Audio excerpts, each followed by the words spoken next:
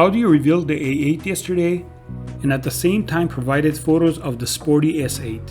At the heart of the Audi S8 remains the familiar twin-turbo 4.0-liter V8 engine with 563 horsepower and an ample 590 pound-feet of torque.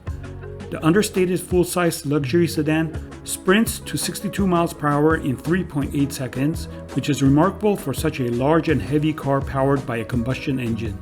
The revised Audi S8 is scheduled to go on sale in Europe next month and will cost €144,800 before options in Germany.